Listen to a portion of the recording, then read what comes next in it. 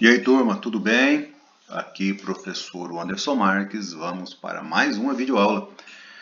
Galera, a gente está falando de geopolítica africana e eu quero me focar hoje na questão do Sudão, refletindo na guerra de Darfur e na separação com o Sudão do Sul e a atualidade do Sudão do Sul, ok?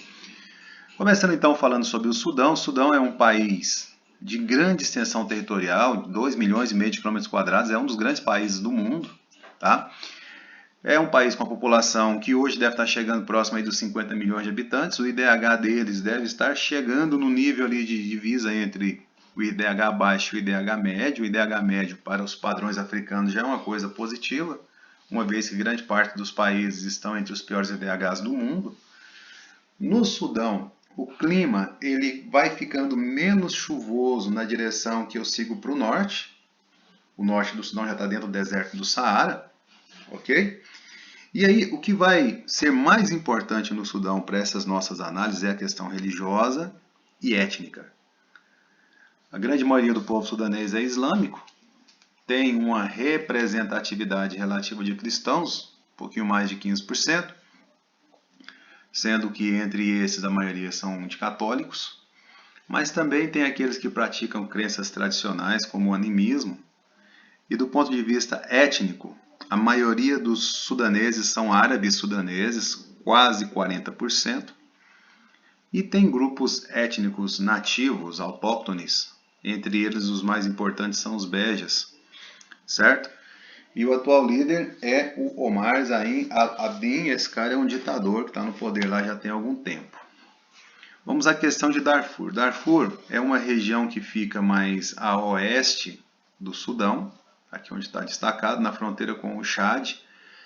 A população do Darfur ela é composta majoritariamente por grupos não islâmicos, por povos não árabes, e aí muitos católicos aqui, muitos cristãos.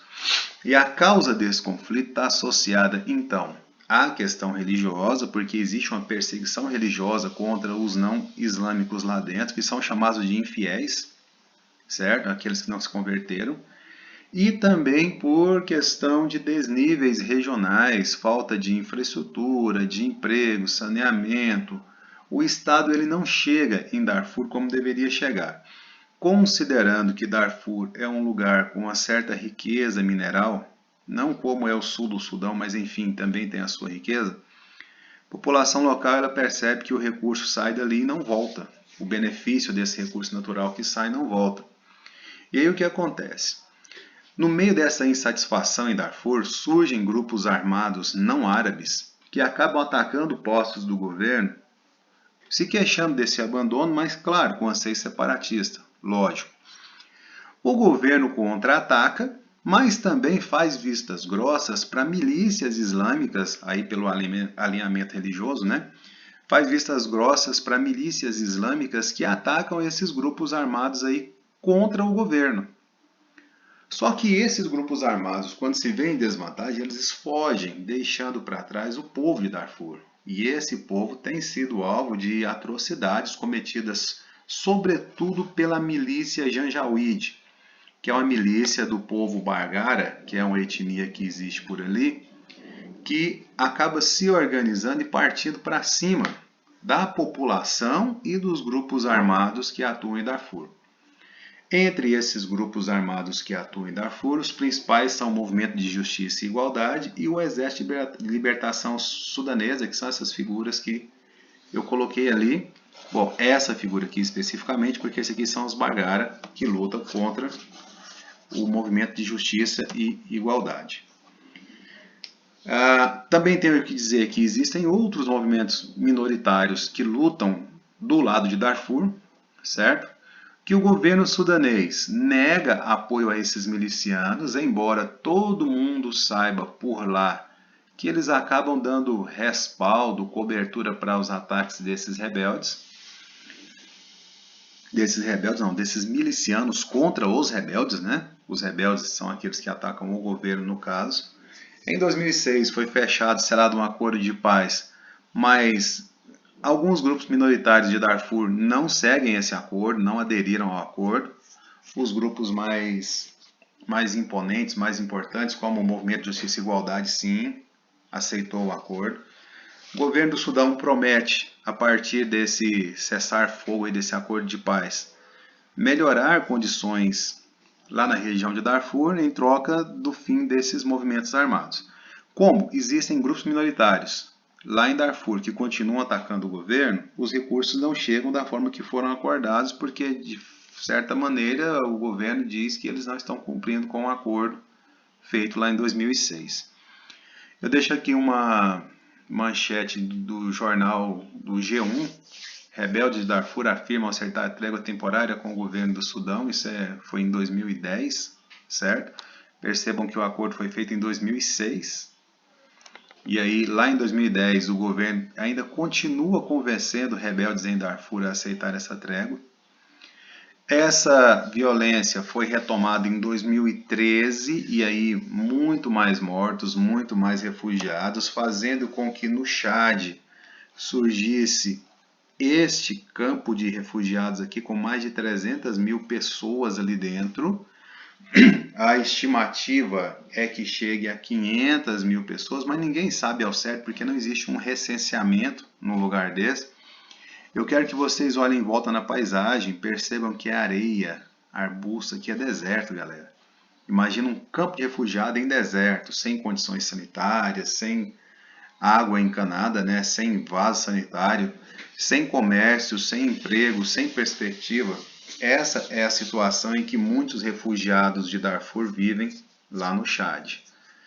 Várias organizações humanitárias e a ONU atuam na região para tentar conter o conflito e minimizar essa situação de penúria na qual vivem esses refugiados e as pessoas que estão lá em Darfur.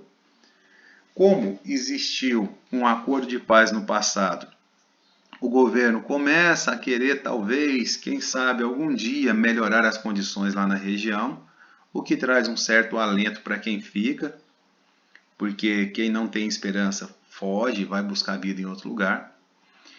A relação entre essas organizações e o governo não é amistosa, o que permite a gente analisar que a qualquer momento pode explodir uma coisa muito pior, porque existem acusações parte a parte de crimes que são cometidos, crimes de guerra sobretudo. Dentro da lógica do Conselho de Segurança da ONU, o governo do Sudão acaba tendo a proteção da China, que tem interesse em exploração de poços de petróleo ali dentro, e a situação segue assim, tensão permanente, com crimes sendo cometidos, com muitos habitantes de Darfur fugindo para o Chad e aumentando aí esse campo de refugiados, e me parece que não vai ter uma solução a curto prazo que vai resolver a questão, certo?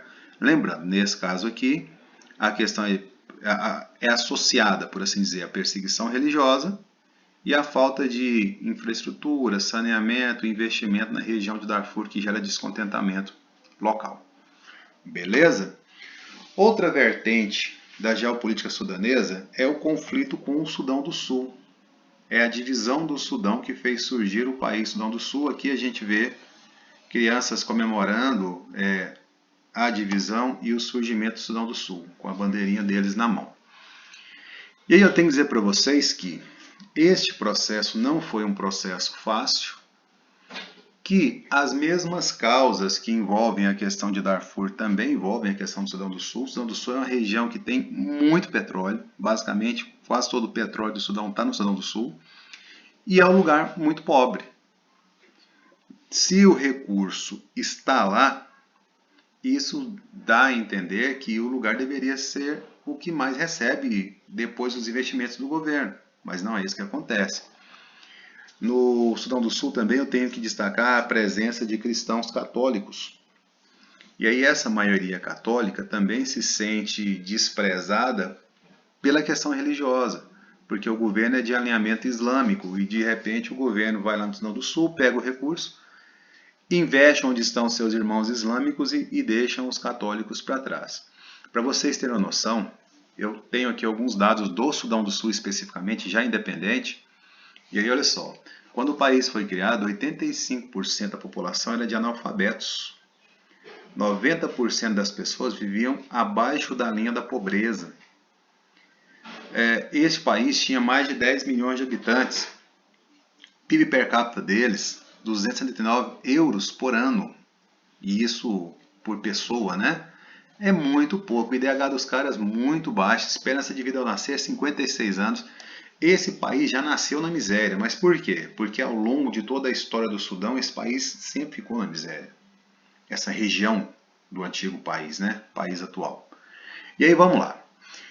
Duas grandes guerras envolveram a relação entre o sul do Sudão e o Sudão. Vamos lembrar que não tinha Sudão do Sul ainda, né? E aí essas duas grandes guerras de 55 a 72, de 83 a 2005, resultaram aproximadamente 2 milhões e meio de mortes, 4 milhões de refugiados e deslocados. Vamos lembrar que deslocado é aquele que sai de sua terra natal, mas não sai do país, mas não fica no lugar de origem. Além de fome e doenças que muitas vezes são agravadas por situações climáticas, enfim, falta de chuva, secas prolongadas. Eu quero que vocês olhem nesse mapa de cá e percebam que grande parte das reservas petrolíferas que existem no Sudão estão no sul, mas que os gasodutos que partem do sul vão na direção do norte. Ou seja, galera, existe um vínculo econômico muito forte entre as duas regiões que mesmo a separação não rompeu, mesmo a guerra que existe entre eles não rompeu. As guerras que existiram e os conflitos atuais por causa da questão fronteiriça. Porque se o Sudão do Sul não vender para o Sudão, hoje, eles não têm para quem vender esse petróleo, uma vez que os gasodutos saem de lá e vão na direção do Sudão. Certo? Vamos usar as guerras específicas. A Primeira Guerra ela teve como causa a exigência de maior autonomia regional lá no Sul, uma vez que o recurso saía e não voltava. E aí houve um acordo, chamado Acordo de Addis Abeba, e nesse acordo o governo do Norte aceita a autonomia do Sul. Então, por assim dizer, o Sul saiu vitorioso em sua causa. Tá? Durante essa pausa no conflito, a tensão começou a aumentar. Por quê? Porque de nenhum nem de outro lado respeitou-se o cessar-fogo, porque essa autonomia não era nos moldes que o pessoal do Sul sonhava que seria, e acabou resultando numa segunda guerra. Essa muito mais violenta, de 83 a 2005, que começa quando o governo lá do norte tenta impor a Sharia, que é conjunto das leis islâmicas para todo o povo, inclusive para os cristãos, para os animistas, para todo mundo. Lógico, galera, que o governo do Sudão fazendo isso sabia que ia fazer explodir na sequência a nova guerra. Talvez era isso que eles queriam mesmo. Essa guerra aconteceu por conta, então, da imposição da Sharia, do revanchismo da guerra anterior, lógico, do desejo de independência que sempre aconteceu, e acabou resultando no surgimento de um grupo guerrilheiro armado no Sudão do Sul, porque antes não era bem assim, chamado Exército Popular de Libertação do Sudão. Que aí, galera, a luta já não era mais por autonomia, era por independência, por separação. Bom, houve um novo tratado, o Tratado de Naivasha, assinado em 2005. Nesse tratado foram acordados os seguintes termos: autonomia de 6 anos para o Sudão do Sul e um governo interino local. Depois desses 6 anos, ia rolar uma consulta popular para saber se o povo queria separação. E se quisesse, já foi acordado que o governo lá do norte ia aceitar a separação.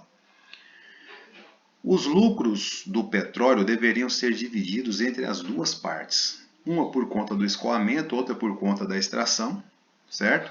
E todos os guerrilheiros do Exército Popular de Libertação do Sudão deveriam ser anistiados, ou seja, não seriam punidos por nenhum crime. Também tenho que contar para vocês, embora não esteja aqui nos tópicos, que ficou estabelecido que um representante do sul do Sudão seria o vice-presidente do Sudão. E o presidente seria lá do norte, o ditador que já está lá até hoje mesmo. Enfim, consequências dessa guerra. Aproximadamente 2 milhões de civis foram mortos, propagou-se ainda mais fome e doença, e muitos outros refugiados deslocados. O fato é que o Sul consegue separar. Em 2011 o plebiscito aprovou isso, e aí começa uma nova encrenca. enquanto lá no Sudão o pau continua quebrando entre eles, questão de Darfur, governo, corrupção, ditadura, perseguição de etnias minoritárias e de cristãos lá dentro, aqui no Sul, o Sul assume as suas próprias mazelas. Vamos lá, ficou independente em 2011, numa situação de fome, analfabetismo, baixo IDH, falta de saneamento básico, elevada mortalidade infantil, baixa expectativa de vida, enfim, tudo aquilo que você pensar que a pobreza pode produzir, o Sudão do Sul é um grande exemplo. É um dos piores IDHs do mundo, tá certo? Como se não bastasse, em 2013, o presidente, ele acusou o vice-presidente de uma tentativa de golpe. Como o presidente é da etnia Dinkas e o vice é da etnia Nuers, eles começaram um conflito étnico aqui dentro também. E aí existe uma perspectiva e existem alertas nessa direção de que a qualquer momento pode explodir uma grande guerra étnica dentro do Sudão. Nos moldes da que aconteceu em Ruanda, por exemplo, que em 3 meses matou quase 1 milhão de pessoas, certo? Atualmente, sul-sudaneses representam o maior grupo de refugiados da África. Esse é um dado relevante, sobretudo para vestibular, dentro da lógica africana. Os sudaneses do sul são aqueles que compõem o maior grupo de refugiados. A estimativa aí, ela varia de 1 a 2 milhões de refugiados, não dá para saber ao certo. Em 2013, por ocasião desse contexto que eu falei do presidente acusar o vice de tentativa de golpe e destituir o vice, a etnia dele assumiu as dores e começa uma guerra civil. Essa guerra civil está estabelecendo o caos no país. Se você analisar direitinho esse infográfico aqui, você vai ter um monte de informação que leva nessa direção. Os focos de violência, sobretudo onde tem mais petróleo, certo? O fluxo de refugiados tem em todas as direções, do Congo, de Uganda, do Quênia, da Etiópia, do próprio Sudão. Imagina o sul-sudanês que ansiou durante muitos e muitos anos por liberdade, por independência, agora tem que fugir para o Sudão, porque a situação ali está pior, certo? As bolas azuis indicam os números de refugiados em direção aos países. Enfim, analisem aí depois com calma, eu vou mandar os slides para vocês, esse infográfico para vocês terem essa noção exata, tá certo? Campos de refugiados sendo colocados em países próximos, em Uganda, no Quênia, na Etiópia, enfim. Olha a manchete do G1. Nossas visitas ao Sudão do Sul sugerem que está sendo levado a cabo no país um processo de limpeza étnica em várias regiões por meio do uso da fome, de estupros coletivos e incêndios. Disse no fim do ano passado o presidente da Comissão de Direitos Humanos da ONU para o país, Yasmin Soka. Enfim, galera, a situação do Sudão do Sul, ela está, de certa forma, insustentável, às margens de algo muito pior que está por vir, certo? E ninguém faz nada. Bom, talvez os grandes interessados no petróleo local estão esperando o caos para a partir daí irem lá resolver o problema e estabelecer uma presença mais duradoura na extração desse petróleo.